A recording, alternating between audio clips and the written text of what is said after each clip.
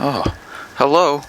Welcome back to another Wildlife Wednesday. Today, I am back here at Bethel Horizons in the center of the valley right now.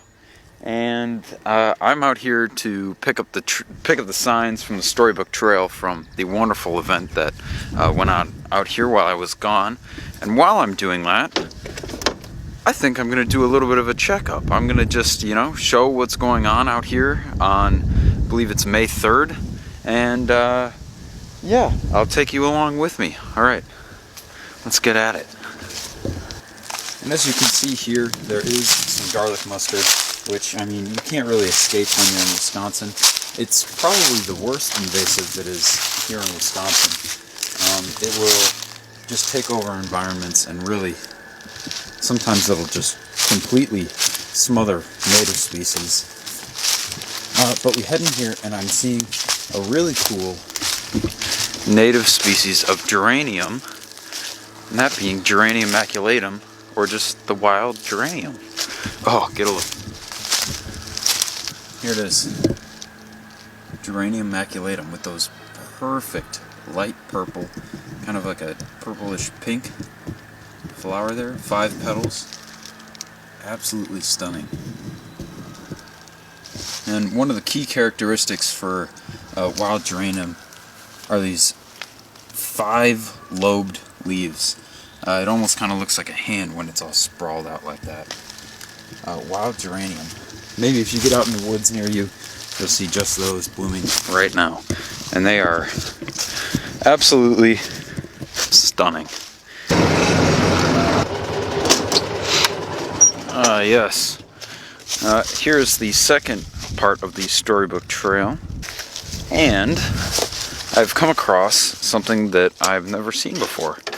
This has been cleared out all behind me, and for good reason. It was cleared out by the forestry mower last fall, so if you're ever at main site here, you'll see that there's large swaths of land that have now been cleared out and made into prairie, which honestly is very good and a very effective way if you're trying to clear large wooded areas of like somewhat invasive trees, like black walnut. While it's a native tree, it becomes rather weedy and can kind of destroy an ecosystem, especially if you're trying to have one that is prairie like this.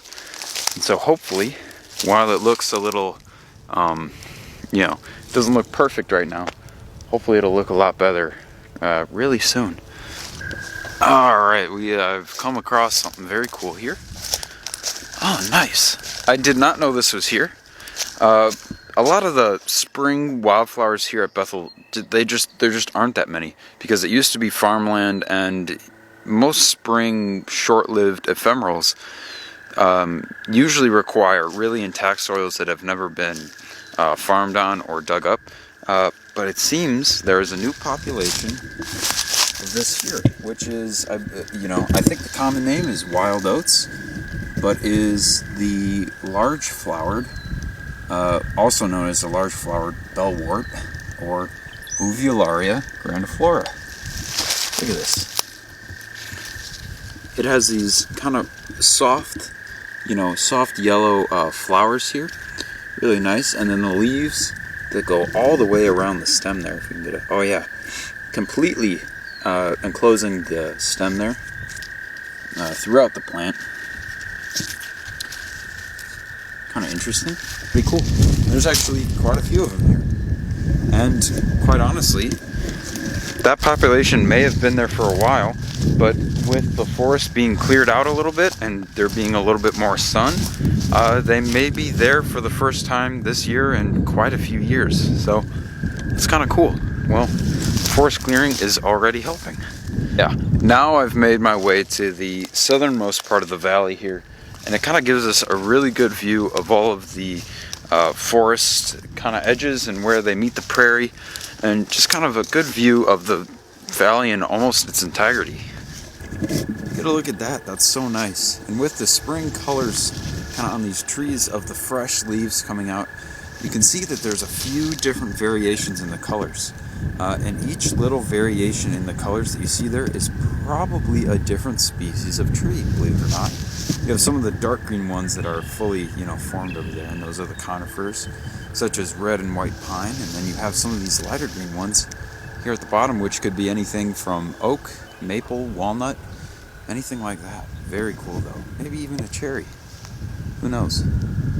Oh, and then you have that one white stand out there, which is actually probably aspen, quaking aspen most likely.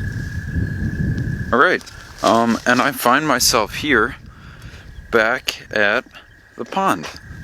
I made it all the way, at least around that part of the valley, all the way around, and now I'm back here at the pond. A classic spot for Wildlife Wednesday, and with good reason for that. It's a gorgeous spot. There's some... Oh, okay, let's get a close. So I can't see them too well, but over there, maybe I can zoom in a little bit, there's some waterfowl over there, and I believe, from looking all the way across the pond, those might be coots. I'm not really too sure. Either way, some type of waterfowl. I've seen quite a few different species of things that have come here from... What is... What the... Let's get a look. Currently, it appears there is a toad with a frog on top of him. Oh no, those are two... what is going on here? Oh! That one there has found a mate, actually, is what I'm realizing. Soon, but that's actually pretty cool. Soon, these toads, the female will lay her eggs, and those eggs will become tadpoles, and eventually those tadpoles will go through metamorphosis and pop out onto land, ready to make the next generation as soon as it can.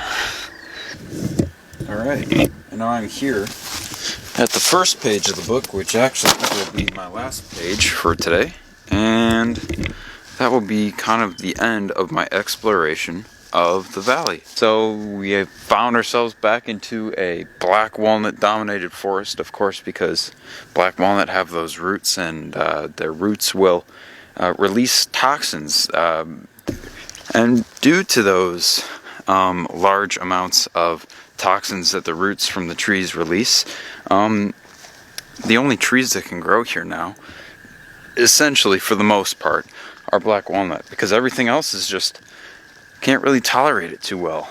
And once these black walnut get older and die, they're usually a pretty short-lived tree.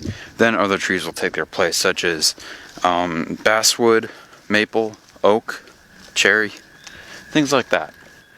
And I am glad you stuck around and watched the video. So thank you for watching this episode of Wildlife Wednesday. And until next week's Wildlife Wednesday, I hope you can get outside, see the world around you, get a better understanding of what kind of cool environment there is around you, around your house, wherever it may be. And until then, thank you for watching, and I'll see you on the next one.